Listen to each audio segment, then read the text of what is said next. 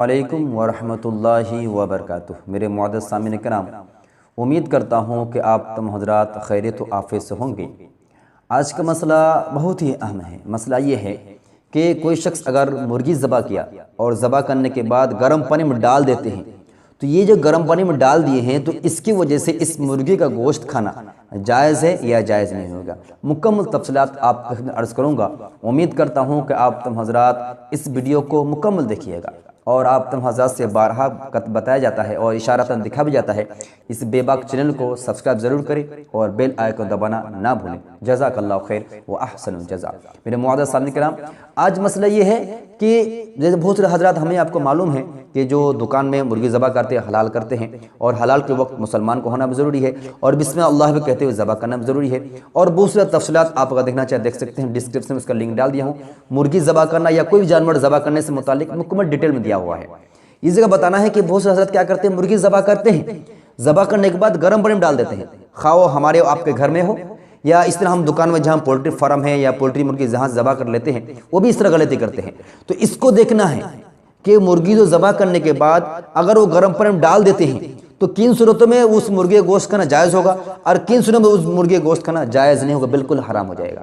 دو صورتیں ہیں۔ ایک صورت ہے کیا کہ اگر مرغی ذبح کیا، جس طریقے پر ذبح کرنا، ذبح کیا مکمل، اور ذبح کرنے کے بعد اگر وہ مرغی کے پر کو جلد چھڑانے کے لیے کیا کر رہے ہیں، اگر مکمل ڈال دیتے ہیں، مرغی کے پیٹ سے جو نجاست ہوتے ہیں، جو ناپاک چیزیں ہیں، اتری گتری ہیں، ان چیزوں کو اگر نہیں نکالتے ہیں، بغیر نکالے اگر گرم پانی میں ڈال دیتے ہیں اور اتنے دیر تک رکھ دیتے گرم پانی میں کہ اس کا جو ناپاک چیزیں ہیں گوشت میں مکس ہو جاتے ہیں، مل جاتے ہیں، تو ایسے مرغی کا گوشت کھانا بالکل جائز نہیں ہے۔ ایسے مرغی گوشت کو پھینک دے، کتے کو جانور کھلا دے۔ کیونکہ یہ جو مرغی کا جانور، یہ مرغی ہے، اس کا گوشت مکمل ناپاک ہو چکا ہے۔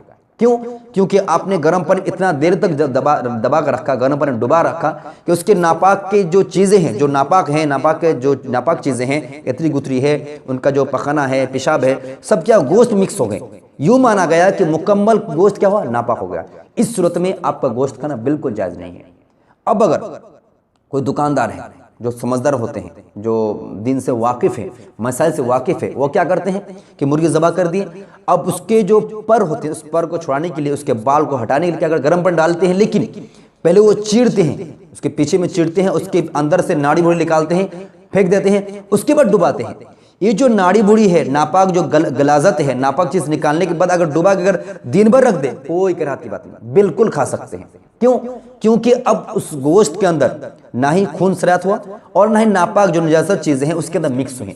اسی وجہ سے جب ناڑی بھوڑی نکال دیا اور اندر کا صاف کر دیا، پانی مار کر، خون نہیں رہا، گرم میں ڈبا دیا اور اس کے بعد اگر پیس کر دے دی تو بالکل کھا سکتے ہیں۔ اور اسی طرح اگر ناڑی بوڑی اندر میں ہے، مرغی کو ذبح کیا، مرغی مر گئی، مکمل ٹھنڈی ہو گئی مرغی، اب اگر ڈبائیں اور اٹھا لیے، زیادہ دیر نہیں رکھیں، اتنا دیر نہیں رکھے کہ اس کے اندر ناپاک چیز جذب کر لے، مکمل ناپاک چیز گوشت کا مکس ہو جائے، اتنا دیر نہیں، ڈبائیں اور فوراً اٹھا لیے تو بالکل گوشت کھانا تو جائز ہے، لیکن بہتر عمل نہیں ہے، اچھا عمل نہیں ہے۔